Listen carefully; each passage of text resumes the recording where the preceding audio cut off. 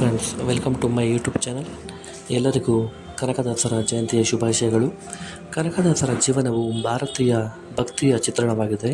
ಕನ್ನಡದ ಭಕ್ತಿ ಕಾವ್ಯ ಸಾಹಿತ್ಯ ಅಮೋಘ ರತ್ನವೇ ಆಗಿದ್ದಾರೆ. ಅವರು ಒಬ್ಬ ಮಹಾನ್ ದೈವಭಕ್ತ, ಕವಿ ಮತ್ತು ಸಾಮಾಜಿಕ ಸುಧಾರಕ.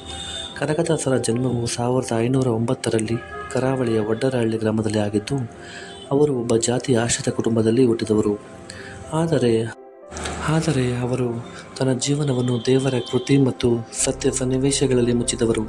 ಕನಕದಾಸರ ಜೀವನದ ಪ್ರಮುಖ ತತ್ವ ಎಂದರೆ ದೇವರಲ್ಲಿ ಎಲ್ಲರನ್ನು ಸಮರ್ಪಿಸುವುದರ ಮೂಲಕ ಮಾನವೀಯತೆಗೆ ಉನ್ನತವಾದ ದಾರಿಯನ್ನು ತಲುಪುವುದು.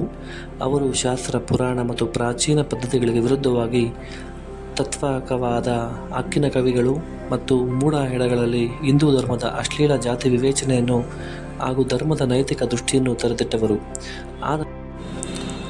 ಅವರ ಶಾಸ್ತ್ರದ ಮೂಲಭೂತ ಸಂದೇಶ ಎಂದರೆ ಮಾತೃಭಾಷೆ, ಭಕ್ತಿಯ ಜೀವನ, ದಯಾಳು, ಮಾನವೀಯತೆಯ ಮೇಲೆ ಧಾರ್ಮಿಕ ದೃಷ್ಟಿಕೋನ ಹೆಚ್ಚಿಸುವುದು.